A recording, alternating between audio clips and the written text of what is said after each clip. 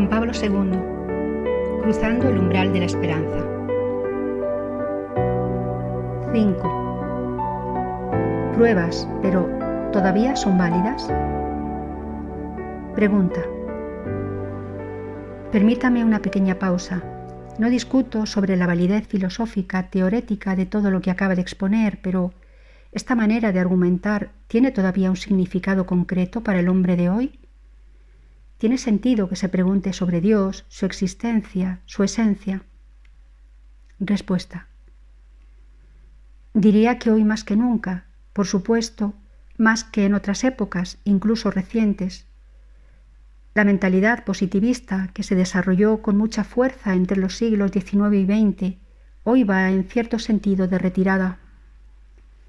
El hombre contemporáneo está redescubriendo lo sacrum, si bien no siempre sabe llamarlo por su nombre. El positivismo no fue solamente una filosofía, sino solo una metodología. Fue una de esas escuelas de la sospecha que la época moderna ha visto florecer y prosperar. ¿El hombre es realmente capaz de conocer algo más de lo que ven sus ojos u oye en sus oídos? ¿Existe otra ciencia además del saber rigurosamente empírico? La capacidad de la razón humana está totalmente sometida a los sentidos e interiormente dirigida por las leyes de la matemática, que han demostrado ser particularmente útiles para ordenar los fenómenos de manera racional, además de para orientar los procesos del progreso técnico. Si se entra en la óptica positivista, conceptos como por ejemplo Dios o alma resultan sencillamente carentes de sentido. Nada corresponde a esos conceptos en el ámbito de la experiencia sensorial. Esta óptica, al menos en algunos campos, es la que está actualmente en retirada. Se puede constatar, esto incluso comparando entre sí las primeras y las sucesivas obras de Ludwig Wittgenstein, el filósofo austríaco de la primera mitad de nuestro siglo. Nadie, por otra parte, se sorprende por el hecho de que el conocimiento humano sea inicialmente un conocimiento sensorial. Ningún clásico de la filosofía, ni Platón ni Aristóteles, lo ponía en duda. El realismo cognoscitivo, tanto el llamado realismo ingenuo como el realismo crítico, afirme unánimemente que nihil est in intellectu. Nada está en el intelecto. Es decir, nada está en el intelecto que no haya estado antes en el sentido. Sin embargo, los límites de tal sensus no son exclusivamente sensoriales. Sabemos efectivamente que el hombre conoce no solo por los colores, los sonidos o las formas, sino que conoce los objetos globalmente. Por ejemplo, no conoce solo un conjunto de cualidades referentes al objeto hombre, sino que también conoce al hombre en sí mismo, sí, al hombre como persona. Conoce, por tanto, verdades extrasensoriales, o en otras palabras, transempíricas. No se puede tampoco afirmar que lo que es transempírico deje de ser empírico. De este modo puede hablarse con todo fundamento de experiencia humana, de experiencia moral o bien de experiencia religiosa. Y si es posible hablar de tales experiencias, es difícil negar que en la órbita de las experiencias humanas se encuentren asimismo el bien y el mal, se encuentren la verdad y la belleza, se encuentre también Dios. En sí mismo, Dios ciertamente no es objeto empírico, no cae bajo la experiencia sensible humana, es lo que a su modo subraya la misma Sagrada Escritura. A Dios nadie lo ha visto nunca ni lo puede ver. Si Dios es objeto de conocimiento, lo es, como enseñan concordemente el libro de la sabiduría y la carta a los romanos, sobre la base de la experiencia que el hombre tiene, sea del mundo visible, sea del mundo interior.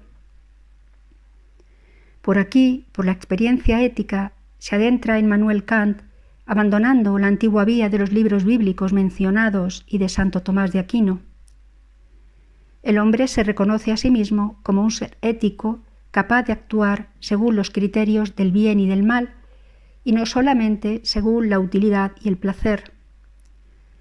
se reconoce también a sí mismo como un ser religioso, capaz de ponerse en contacto con Dios. La oración de la que se ha hablado anteriormente es, en cierto sentido, la primera prueba de esta realidad. El pensamiento contemporáneo, al alejarse de las convicciones positivistas, ha hecho notables avances en el descubrimiento, cada vez más completo, del hombre al reconocer, entre otras cosas, el valor del lenguaje metafórico y simbólico. La hermenéutica contemporánea, tal como se encuentra, por ejemplo, en las obras de Paul Ricoeur o de otro modo en las de Manuel Levinas, nos muestra desde nuestras perspectivas la verdad del mundo y del hombre. En la misma medida que el positivismo nos aleja de esta comprensión más completa y, en cierto sentido, nos excluye de ella, la hermenéutica, que ahonda en el significado del lenguaje simbólico, nos permite reencontrarla e incluso, en cierto modo, profundizar en ella. Esto está dicho, obviamente, sin querer negar en absoluto la capacidad de la razón para proponer enunciados conceptuales verdaderos sobre Dios y sobre las verdades de la fe. Por eso, para el pensamiento contemporáneo, es tan importante la filosofía de la religión, por ejemplo, la de Mircea Eliade y, entre otros, en Polonia, la del arzobispo Marian Jaworski y de la Escuela de Lublin. Somos testigos de un significativo retorno a la metafísica, filosofía del ser, a través de una antropología integral.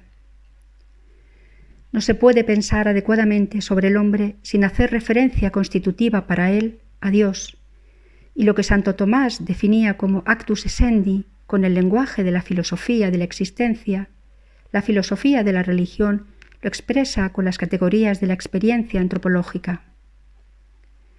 A esta experiencia han contribuido mucho los filósofos del diálogo, como Martin Buber o el ya citado Levinas, y nos encontramos ya muy cerca de Santo Tomás, pero el camino pasa no tanto a través del ser y de la existencia como a través de las personas y de su relación mutua, a través del yo y el tú. Esta es una dimensión fundamental de la existencia del hombre, que es siempre una coexistencia. ¿Dónde han aprendido esto los filósofos del diálogo? Lo han aprendido, en primer lugar, de la experiencia de la Biblia. La vida humana entera es un coexistir en la dimensión cotidiana, tú y yo, y también en la dimensión absoluta y definitiva, yo y tú. La tradición bíblica gira en torno a este tú, que en primer lugar es el Dios de Abraham, Isaac y Jacob, el Dios de los padres, y después el Dios de Jesucristo y de los apóstoles, el Dios de nuestra fe. Nuestra fe es profundamente antropológica, está enraizada constitutivamente en la coexistencia, en la comunidad del pueblo de Dios y en la comunión con ese eterno tú. Una coexistencia así es esencial para nuestra tradición judio-cristiana y proviene de la iniciativa del mismo Dios.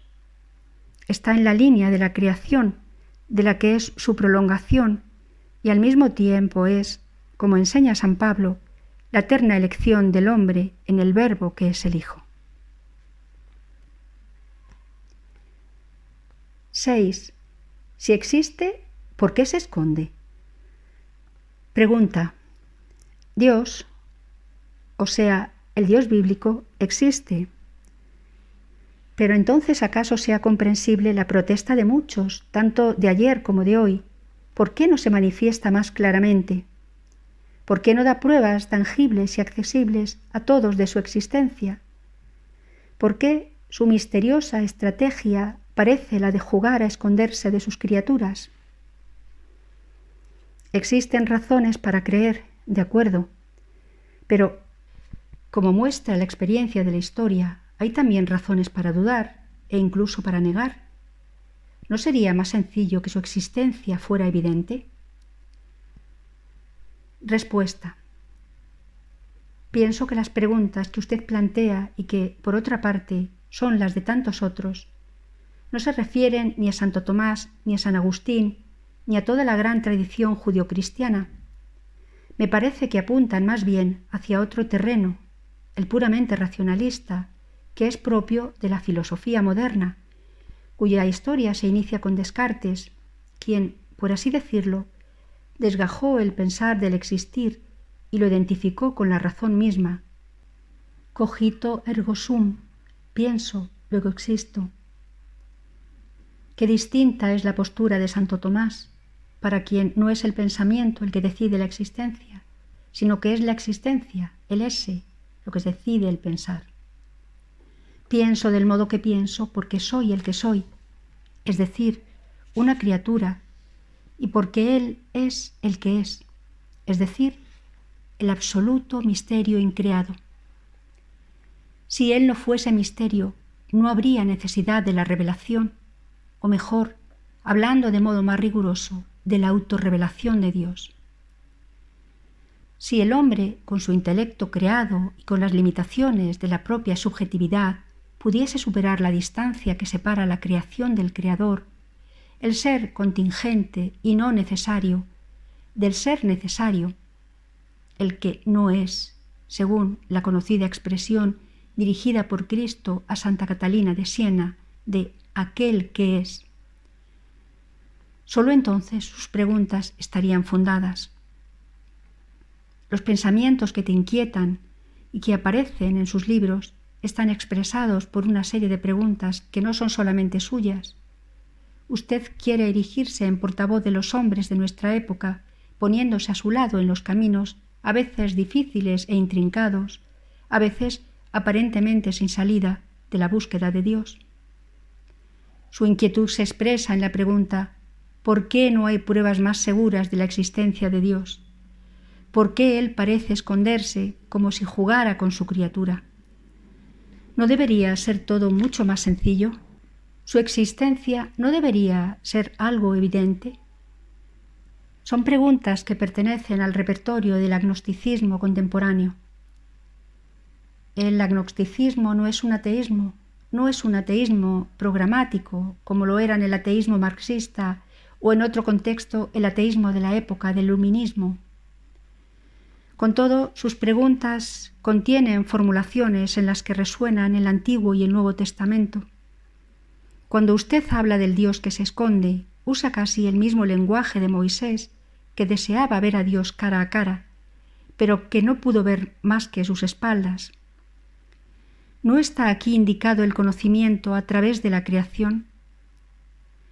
Cuando después habla de juego, me hace recordar las palabras del libro de los Proverbios, que presenta la sabiduría ocupada en recrearse con los hijos de los hombres por el orbe de la tierra. ¿No significa esto que la sabiduría de Dios se da a las criaturas, pero al mismo tiempo no desvela del todo su misterio? La autorrevelación de Dios se actualiza en concreto en su humanizarse.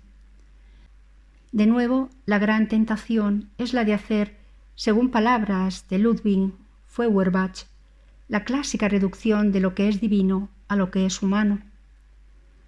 Las palabras son de Feuerbach, de quien toma orientación el ateísmo marxista, pero ut minus sapiens, voy a decir una locura. La provocación proviene de Dios mismo, puesto que Él realmente se ha hecho hombre en su Hijo y ha nacido de la Virgen. Precisamente en este nacimiento y luego a través de la pasión, la cruz y la resurrección, la autorrevelación de Dios en la historia del hombre alcanza su cenit, la revelación del Dios visible en la visible humanidad de Cristo. Aún el día antes de la pasión, los apóstoles preguntaban a Cristo: «Muéstranos al Padre». Su respuesta sigue siendo una respuesta clave. ¿Cómo podéis decir: «Muéstranos al Padre»? ¿No creéis que yo estoy en el Padre y el Padre en mí? Si no, creed por las obras mismas. Yo y el Padre somos una sola cosa. Las palabras de Cristo van muy lejos. Tenemos casi que habérnoslas con aquella experiencia directa a la que aspira el hombre contemporáneo. Pero esa inmediatez no es el conocimiento de Dios cara a cara, no es el conocimiento de Dios como Dios. Intentemos ser imparciales en nuestro razonamiento, ¿podría Dios ir más allá en su condescendencia, en su acercamiento al hombre, conforme a sus posibilidades cognoscitivas? Verdaderamente parece que haya ido todo lo lejos que era posible. Más allá no podía ir. En cierto sentido, Dios ha ido demasiado lejos. ¿Cristo no fue acaso escándalo para los judíos y necedad para los paganos? Precisamente porque llamaba a Dios Padre suyo, porque lo manifestaba tan abiertamente en sí mismo, no podía dejar de causar la impresión de que era demasiado. El hombre ya no estaba en condiciones de soportar tal cercanía y comenzaron las protestas. Esta gran protesta tiene nombres concretos. Primero se llama sinagoga y después Islam. Ninguno de los dos puede aceptar un Dios así de humano. Esto no conviene a Dios, protestan. Debe permanecer absolutamente trascendente, debe permanecer como pura majestad. Por supuesto, majestad llena de misericordia, pero no hasta el punto de pagar las culpas de la propia criatura, sus pecados. Desde una cierta óptica es justo decir que Dios se ha desvelado al hombre, incluso demasiado en lo que tiene de más divino, en lo que es su vida íntima, se ha desvelado en el propio misterio. No ha considerado el hecho de que tal desvelamiento lo habría, en cierto modo, oscurecido a los ojos del hombre, porque el hombre no es capaz de soportar el exceso de misterio. No quiere ser así invadido y superado. Sí, el hombre sabe que Dios es aquel en el que vivimos, nos movemos y existimos, pero ¿por qué eso ha tenido que ser confirmado por su muerte y resurrección? Sin embargo, San Pablo escribe: pero si Cristo no ha resucitado, entonces es vana nuestra predicación y es vana también nuestra fe.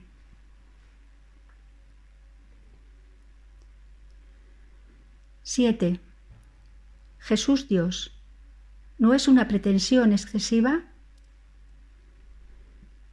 Pregunta. Del problema de Dios pasemos directamente al problema de Jesús, como además usted ya ha empezado a hacer. ¿Por qué Jesús no podría ser solamente un sabio como Sócrates, o un profeta como Mahoma, o un iluminado como Buda? ¿Cómo mantener esa inaudita certeza de que este hebreo condenado a muerte en una oscura provincia es el Hijo de Dios, de la misma naturaleza que el Padre? Esta pretensión cristiana no tiene parangón por su radicalidad con ninguna otra creencia religiosa. San Pablo mismo lo define como escándalo y locura. Respuesta. San Pablo está profundamente convencido de que Cristo es absolutamente original, de que es único e irrepetible. Si fuese solamente un sabio, como Sócrates, si fuese un profeta, como Mahoma, si fuese un iluminado, como Buda, no sería sin duda lo que es. Y es el único mediador entre Dios y los hombres. Es mediador por el hecho de ser Dios hombre. Lleva en sí mismo todo el mundo íntimo de la divinidad, todo el misterio trinitario y a la vez el misterio de la vida en el tiempo y en la inmortalidad. Es hombre verdadero. En él lo divino no se confunde con lo humano, sigue siendo algo esencialmente divino. Pero Cristo al mismo tiempo es tan humano. Gracias a esto, todo el mundo de los hombres, toda la historia de la humanidad, encuentra en él su expresión ante Dios, y no ante un Dios lejano, inalcanzable, sino ante un Dios que está en él, más aún, que es él mismo. Esto no existe en ninguna otra religión, y ni mucho menos en ninguna filosofía. Cristo es irrepetible. No habla solamente, como Mahoma, promulgando principios de disciplina religiosa a los que deben atenerse todos los adoradores de Dios. Cristo tampoco es simplemente un sabio en el sentido en que lo fue Sócrates, cuya libre aceptación de la muerte en nombre de la verdad tiene, sin embargo, rasgos que se asemejan al sacrificio de la cruz. Menos aún es semejante a Buda, con su negación de todo lo creado. Buda tiene razón cuando no ve la posibilidad de la salvación del hombre en la creación, pero se equivoca cuando por ese motivo niega a todo lo creado cualquier valor para el hombre. Cristo no hace esto, ni puede hacerlo, porque es testigo eterno del Padre y de ese amor que el Padre tiene por su criatura desde el comienzo.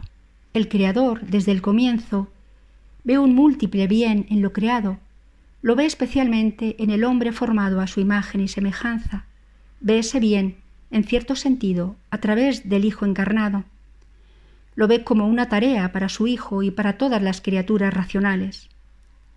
Esforzándonos hasta el límite de la visión divina, podremos decir que Dios ve este bien de modo especial a través de la pasión y muerte del Hijo. Este bien será confirmado por la resurrección, que realmente es el principio de una creación nueva, del reencuentro en Dios de todo lo creado, del definitivo destino de todas las criaturas. Y tal destino se expresa en el hecho de que Dios será todo en todos. Cristo, desde el comienzo, está en el centro de la fe y de la vida de la Iglesia, y también en el centro del magisterio y de la teología.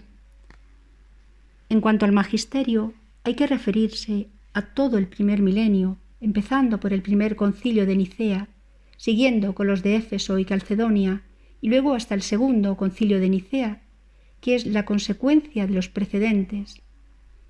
Todos los concilios del primer milenio giran en torno al misterio de la Santísima Trinidad, comprendida la procesión del Espíritu Santo, pero todos en su raíz son cristológicos. Desde que Pedro confesó: «Tú eres Cristo, el Hijo de Dios vivo», Cristo está en el centro de la fe y de la vida de los cristianos y en el centro de su testimonio, que no pocas veces ha llegado hasta la efusión de sangre. Gracias a esta fe, la Iglesia conoció una creciente expansión a pesar de las persecuciones. La fe cristianizó progresivamente el mundo antiguo, y si más tarde surgió la amenaza del arrianismo, la verdadera fe en Cristo, Dios hombre, según la confesión de Pedro junto a Cesarea de Filipo, no dejó de ser el centro de la vida, del testimonio, del culto y de la liturgia. Se podría hablar de una concentración cristológica del cristianismo que se produjo ya desde el inicio. Esto se refiere, en primer lugar, a la fe y se refiere a la tradición viva de la Iglesia. Una expresión peculiar suya, tanto en el culto mariano como en la mariología, es: «Fue concebido del Espíritu Santo, nació de María Virgen». La marianidad y la mariología de la Iglesia no son más que otro aspecto de la citada concentración cristológica. Sí, no hay que cansarse de repetirlo. A pesar de algunos aspectos convergentes, Cristo no se parece ni a Mahoma, ni a Sócrates, ni a Buda. Es del todo original e irrepetible. La originalidad de Cristo, señalada en las palabras pronunciadas por Pedro junto a Cesarea de Filipo, constituye el centro de la fe de la Iglesia, expresada en el símbolo: «Yo creo en Dios, Padre Omnipotente, Creador del cielo y de la tierra, y en Jesucristo, su único Hijo, nuestro Señor, el cual fue concebido del Espíritu Santo, nació de María Virgen, padeció bajo Poncio Pilato, fue crucificado, muerto y sepultado, descendió a los infiernos, el tercer día resucitó de la muerte, subió al cielo, se sentó a la derecha de Dios Padre Omnipotente». Este llamado símbolo apostólico es la expresión de la fe de Pedro y de toda la Iglesia. Desde el siglo IV entrará en el uso catequético y litúrgico el símbolo niceno-constantinopolitano, que amplía su enseñanza. Lo amplía como consecuencia del creciente conocimiento que la Iglesia alcanza al penetrar progresivamente en la cultura helénica y al advertir, por tanto, con mayor claridad la necesidad de los planteamientos doctrinales adecuados y convincentes para aquel mundo. En Nicea y en Constantinopla se definió, pues, que Jesucristo es el Hijo unigénito del Eterno Padre, engendrado y no creado, de su misma sustancia, por medio del cual todas las cosas han sido creadas. Estas formulaciones no son simplemente fruto del helenismo, provienen directamente del patrimonio apostólico. Si queremos buscar su fuente, la encontramos en primer lugar en Pablo y en Juan. La cristología de Pablo es extraordinariamente rica. Su punto de partida se debe al acontecimiento sucedido en las puertas de Damasco. En aquella circunstancia, el joven fariseo fue herido con la ceguera, pero al mismo tiempo, con los ojos del alma, vio toda la verdad sobre Cristo resucitado. Esta verdad es la que él expresó luego en sus cartas. Las palabras de la profesión de fe de Nicea no son sino el reflejo de la doctrina de Pablo. En ella se recoge además también la herencia de Juan, en particular la herencia contenida en el prólogo. Pero no solo ahí. Todo su evangelio, además de sus cartas, es un testimonio de la palabra de vida, de lo que hemos oído, lo que hemos visto con nuestros ojos, lo que tocaron nuestras manos. Bajo cierto aspecto, Juan tiene mayores títulos que Pablo para ser calificado como testigo, a pesar de que el testimonio de Pablo siga siendo particularmente impresionante. Es importante esta comparación entre Pablo y Juan. Juan escribe más tarde, Pablo antes. Por tanto, es sobre todo en Pablo donde se encuentran las primeras expresiones de la fe. Y no solo en Pablo, sino también en Lucas, que era seguidor de Pablo. En Lucas encontramos la frase que podría ser considerada como un puente entre Pablo y Juan. Me refiero a las palabras que Cristo pronunció, como anota el evangelista, exultando en el Espíritu Santo. Yo te alabo, Padre, Señor del cielo y de la tierra, porque has escondido estas cosas a los doctos y a los sabios, y las has revelado a los pequeños. Nadie conoce quién es el Hijo sino el Padre, ni quién es el Padre sino el Hijo, y aquel a quien el Hijo quiera revelarlo. Lucas dice aquí lo mismo que Mateo pone en labios de Jesús cuando se dirige a Pedro. Ni la carne ni la sangre te lo han revelado, sino mi Padre que está en los cielos. Pero cuanto afirma Lucas, encuentra también una precisa correspondencia en las palabras del prólogo de Juan. A Dios nadie lo ha visto jamás. El Hijo unigénito, el que está en el seno del Padre, Él lo ha revelado. Esta verdad evangélica, por otra parte, se repite en tantos otros pasajes joánicos que es difícil en este momento recordar. La cristología del Nuevo Testamento es rompedora. Los padres, la gran escolástica, la teología de los siguientes siglos no ha hecho más que volver con admiración, siempre renovada, al patrimonio recibido para encauzar y progresivamente desarrollar su investigación. Usted recuerda que mi primera encíclica sobre el Redentor del hombre, Redemptor Hominis, apareció algunos meses después de mi elección, el 16 de octubre de 1978. Esto quiere decir que en realidad llevaba conmigo su contenido. Tuve solamente, en cierto modo, que copiar con la memoria y con la experiencia lo que ya vivía estando aún en el umbral de mi pontificado. Lo subrayo porque la encíclica constituye la confirmación, por un lado, de la tradición de las escuelas de las que provengo y, por otro, del estilo pastoral al que esa tradición se refiere. El misterio de la redención está visto con los ojos de la gran renovación del hombre y de todo lo que es humano, propuesto por el concilio, especialmente en la Gaudium et Spes. La encíclica quiere ser un gran himno de alegría por el hecho de que el hombre ha sido redimido por Cristo, redimido en el alma y en el cuerpo. Esta redención del cuerpo encontró luego una nueva expresión en la serie de catequesis de los miércoles. Macho y hembra los creó. Sería mejor decir, macho y hembra los redimió. Fin de la pregunta número 7 de Juan Pablo II, cruzando el umbral de la esperanza.